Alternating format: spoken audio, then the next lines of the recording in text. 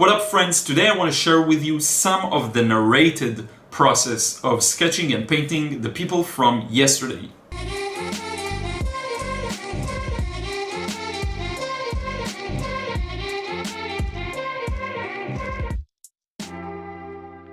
What up, friends? Liron here. Thank you for joining me in another video.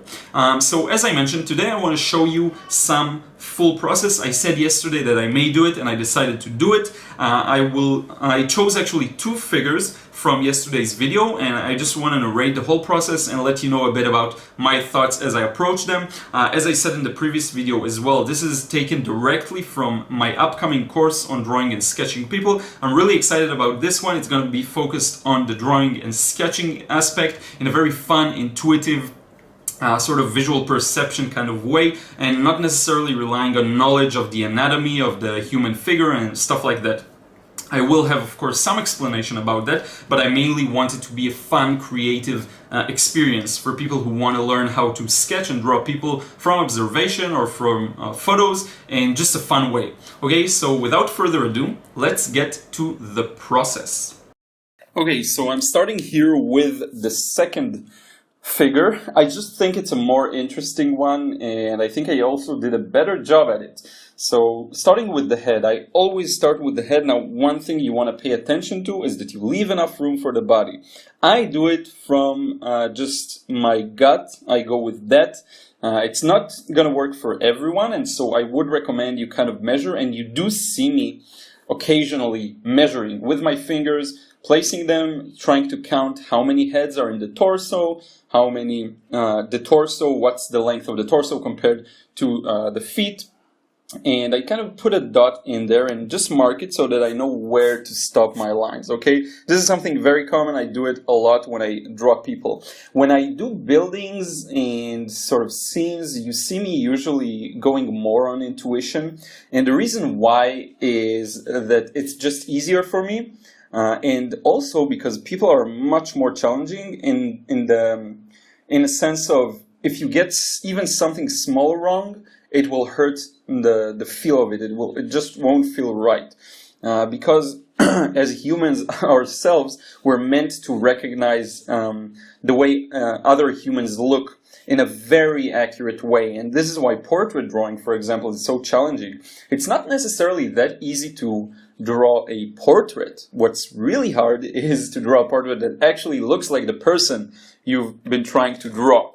And so, because we're just wired to recognize faces in such a high level of accuracy that when something's off, we can immediately tell it. So this is why I pay a little more attention here, and I just try to measure a little more and see where everything starts, where it begins. I try getting as many anchor points as possible. So for example, now I'm working on his hand, but I'm not sure exactly where to end it, so I'm kind of trying to assess where it is compared to other parts of the body. Maybe the end of the sweater, maybe it's between that and his knee. I'm trying to really see it before I do it. And you will see me a lot of the times ghosting. Ghosting is what I do now. I'm sort of imagining where I'm going to put the line, and I draw it in the air before I'm actually placing it in.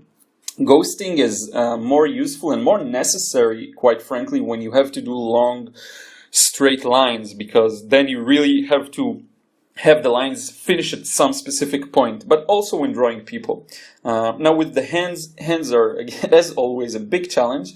I'm trying to break it down into simple boxes that are just more easy for me to tackle, and then I divide them into the fan of the fingers. Sorry, just blowing in my nose. As long as you get the general structure of the hand right, the fingers will just fit in there perfectly, okay? But it is quite a challenge. This is something I recommend working on separately. I just drew a lot of hands in the past to get over this. So now this person is walking, he's mid-step, and his right arm is sent forward, like often happens when you walk. I may have exaggerated it just a little bit, but it's not that far off of the reference, okay? I will put a link to the reference image below. in the image description, in the video description, so you can work with it, okay, if you do want to follow it. And you can recognize pretty quickly which person I'm drawing. There's a lot of people there in the reference. But anyway, so his right arm is sent forward, and this happens in coordination with his left leg. This is how our walk works, basically. Just drank some water. So when our right hand is sent forward, our left hand correspondingly is sent forward as well. And this is what you'll see in just a moment. His right hand, was harder than his left because of the position. It's a bit more unique. The one on his left hand, which is to our right, is a little simpler. Now what you see me just is basically comparing the distances. I'm trying to figure out if the torso is somewhat equal in length to the hip, and really try to take it from there. And then I decide to take an approach of measuring the head. And I think what I marked there is actually the area of the knee. Okay, this is what I tried at least marking down there when I put that dot. And I put another one, or it's you know what, maybe it wasn't the knee, but rather even the legs, where the feet are gonna be. So anyway, I did a few really light guidelines, and this is what's good with these pigment liners by Staedtler. They allow you to do that. I find that with the Micron Pigma, it's a little more like either you have a full line or you don't have a line at all. These ones allow for more of it, especially if you hold it at a lower angle with the paper, which is a good trick because you're basically using it like you would use a pencil. And also having them worn out a little from use also helps that. Okay, so this one is quite worn out now. I'm surprised it still works. So there is something really positive to say about it. I got this one in Paris and I used the hell out of it. I used it so much for all of the spontaneous sketches and all the works I did. So anyway, yeah. Now I'm placing that small fold at the bottom of the jeans. I know there's a weird name for that, and there's no way I would know. I know how to say it in Hebrew, actually. It's called, I think, michpelet, which is a funny word. I'm not sure how to say that in English. So anyway, now the second one. And after I did that, I'm placing the shoes or the feet. Now this is a challenging part for me. Feet are very challenging. I try to really observe them as a shape rather than as an actual object. Like the advice I give you when drawing buildings or things of that nature, I really try to just observe the basic shape of it.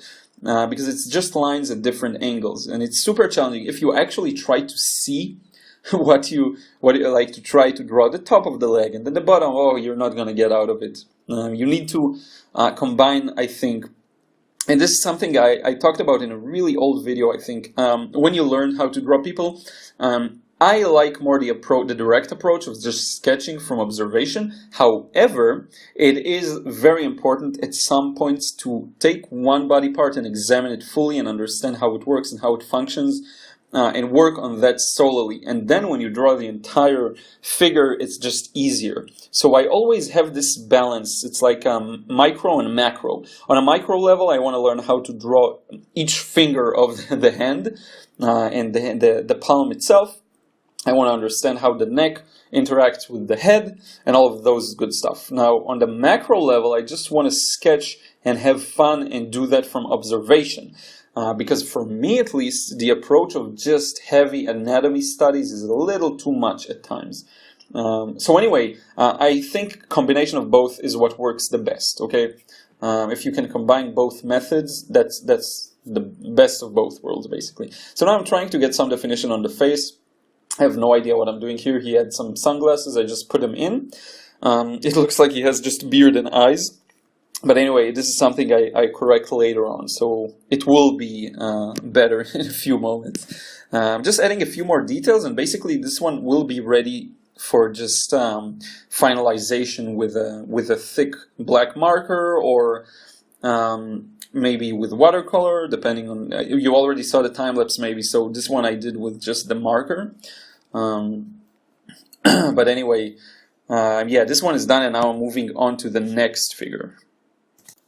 Now, the second figure is a little more in the distance, and this is a good opportunity to mention. When you start working on figure drawing and drawing people from observation, a very good thing to take note of is in the very beginning, sometimes you don't want to get too bogged down in the details. You want to get an impression of the figure with as few lines as possible. Sometimes it's important because you don't have a lot of time because you're drawing from observation and people are constantly moving. And so one good way to sort of trick your mind into not getting too bogged down by details is to actually draw smaller. Now, sometimes it's not easy to draw smaller when you're drawing from a large reference, so I would actually recommend to search for images of busy streets. If you even search for like New York streets or Tokyo streets, that's one of the best ways, I think, to find a picture in which the people, no individual person is like the center of the picture. And then you are more, like, you can persuade yourself to just not worry too much about the details, okay? Now, in this specific figure, again, I'm measuring a lot, but I am trying to have a little looser approach as opposed to the previous one. Although I am still quite accurate, I don't think I would attribute this accuracy to my skills necessarily. It's more that this figure was just a little more straightforward. It was just simpler. He's walking straight towards us. We're looking at him almost dead from the front. I find that one of the hardest poses to draw people in is actually the one on the previous figure, which is sort of at a 45 degree angle, what you would call a 3/4 view. That's, I think, one of the most challenging ways to draw people. Also from the back can be quite a challenge. Here we're not going to really have one that's from the back, but I will have quite a few of those in the course, actually, probably more than the ones from the front, just because there's a lot more images of such people. Anyway, I'm just putting in now some of the folds, the creases. He's actually holding maybe like a jacket or something like this on his left hand, which is to our right. Trying to put that in with minimal details.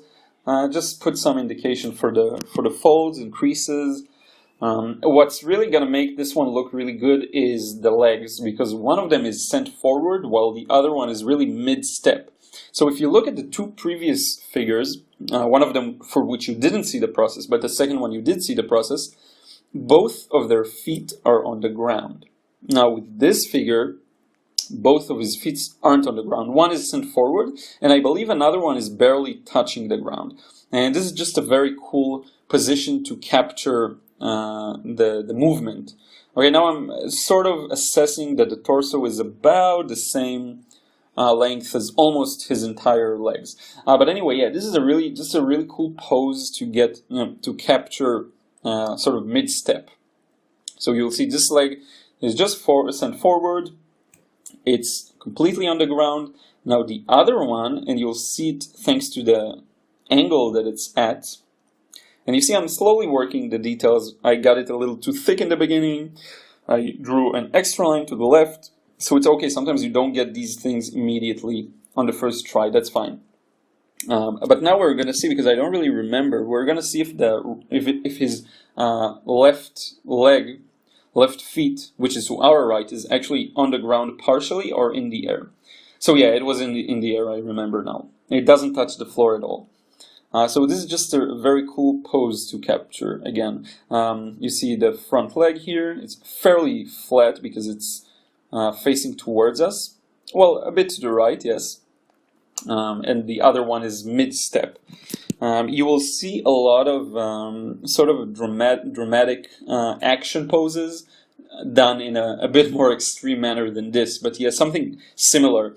You will see this in American comic books or in Japanese comic books, or just even screenshots from movies. You will get this sort of a one leg is in the air, like Superman. This is a classic pose by Superman. So the more you have that, the more of an imbalance you have. Sometimes the more the pose becomes more dynamic. Okay, so yeah, this is a great example for a pose that's a little more dynamic maybe than the other two that are on the left. Okay, and I love this, that when there's some movement to it, some life to it. Of course, you can go to more extremes. Now, because I searched for images that are actually, I just looked for Pixabay, which I recommended many times, and just sort of stock images websites. So I didn't really search for action poses, but if you want some action poses, you can search for maybe keywords such as dancer or football player or whatever it is, and you'll get all of those weird different poses. A little more imbalance, a little more, which helps to just give a more interesting pose in many senses. So anyway, for this one I decided he has this sort of sweater. I just darken it completely. If you look at the reference, you will see something similar there. This is really arbitrary. I'm not really thinking too much about what I'm gonna do to finalize it.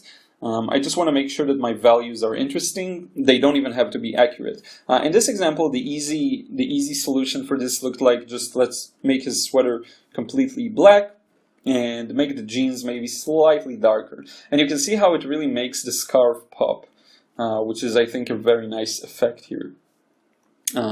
It's also interesting to think that these figures were taken from, I think, the same reference photo, and they are dressed quite differently. So this guy with the scarf, but on the right we have someone with their sleeves rolled up. The woman on the left doesn't seem to be too heavily dressed, so it's just interesting to see as a side note. Now for the jeans, I like contrast, and so the shoes are going to be black, of course, but for the jeans I like contrast, so I usually just leave them white in this kind of situation, or maybe I just darken some of them. Really, again, up to you. It's your world, it's you decide. Like Bob Ross said, it's your little world, you decide, your trees, your... I need to work on my Bob Ross imitation. Anyway, what's really cool here is that when you use black on the shoes, the whites pop, and you get this sort of a shiny leather shoe effect, okay, that you see almost virtually everywhere. So that's a really cool thing to just get in there.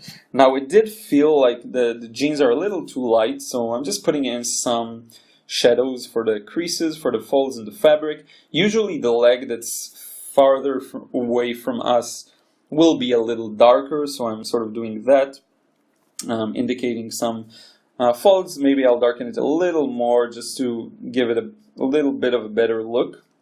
There's the seam line, by the way, another tip. You see the seam line running on his left leg, which is also to our left, interestingly enough. And this really helps to bring in the shapes of the folds, because you can see that it's not a straight line. Exactly where I'm going right now, it sort of touches the wobbliness. The folds cause it to look a little more wobbly, which is a really cool effect to get. By the way, this is real time. It's not sped up. This is how I plan to do it in the course as well. I plan on doing it really as much real time as possible. I actually just did a few more the other day, like 4 or 5 single figures, and they're all gonna be in real time. I will barely have any time lapse in the course, because I keep hearing again and again that people just prefer real time. So I'm going with that. I think it's just more helpful in learning. There is some place for time lapse. For example, the cross hatching I did on this woman's pants on the left. They're just very time consuming, and I may do something like this in time-lapse, at least after the first layer of cross-hatching. So for this person I decided to go at it with watercolor, and just to give you an idea of what's possible, and some of you have seen the previous videos on sketching people, of course. With this one I just really wanted to have fun. The first wash I really let all the paint mix together. Now you can't really see this, but now you will be able to. When I put this blue in there, you will see how the blue sort of bleeds into the black. Some people will go, like some of the artists I follow, like Alvaro Castanet especially, he has this very interesting approach to people, and he puts them almost with dry brush. It's very interesting to see actually, but I think that to do it his way, A, you actually need to use fresh paint out of the tube. In this case, I didn't. And B, kind of why would I do it his way when I'm trying to develop my own style? So I do try from time to time to imitate other people's style, but in this example, I just felt like doing it my way, you know. This is actually a very interesting subject that I will talk about in a future video. By the way, what you just saw now, I'm actually splitting the work because it's hard to work quickly without the wash drying. So you saw I avoided the leg to the right because there's a gap between them, so I don't have to make that a part of an even wash. So that's a good thing. And whenever you can break down a wash and not do it in one time, it's like a little checkpoint that you can save your game and not lose. Anyway, back to my point. I'm gonna do a video on inspiration versus isolation, because what I find that works well for me is to have periods of inspiration where I really research artists I like and try to learn from them, and even imitate their style, because imitating someone else's style forces you to try new things. So that's my goal with this. But then I will go through periods of isolation in which I don't want any influence on my style. I don't want to know what other people are doing. I don't care about it. All I want is to improve my skills, my abilities, which is where your own style will emerge from, just by working on your natural skills. That's how I see it works for me so far. And so it's really interesting. So sometimes I will imitate other people's styles just to understand what it takes to draw and sketch and paint using their style. And then I will go back into some time period that I'm just developing my own style. Lately, what I've been doing is really developing my own style.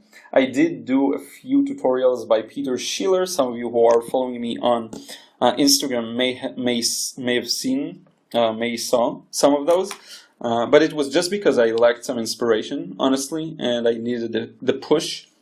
But I'm totally now in an isolation time period. I'm just working really hard on my skills as part of the new schedule I talked about. I wake up, the first thing I do in the morning almost is painting. I do a little bit of what I call awareness routine before that. I meditate, I write, and I read some things.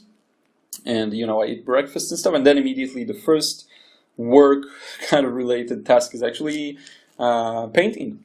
And just doing it my way and slowly improving my skills, which is a very challenging process. I can see it takes time. Anyway, we're almost done here. I've been just rambling and not even talking about what I've been doing.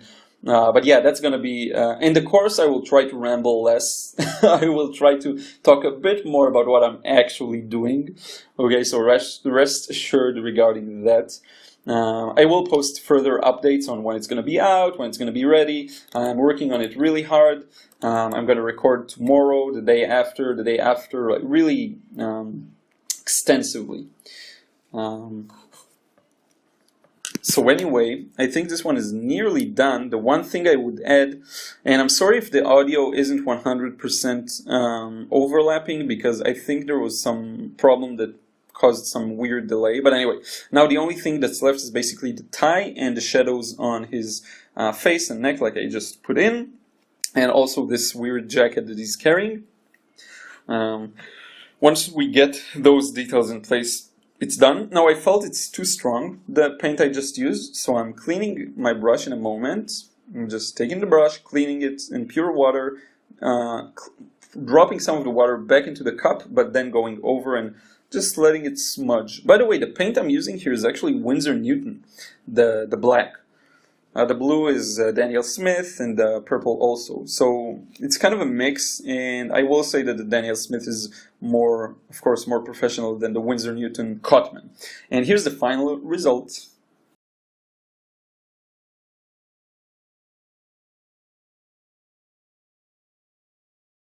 The process of some of these. this is really what's gonna be in the course. So if this is something that interests you, as I said, I will focus on the sketching aspect of this, of a pen, but there will be some small examples of watercolor just to show what's possible once you sort of master the sketching aspect, okay? So I really hope you enjoyed this one. I really had fun making these. Let's change the angle and wrap up this video.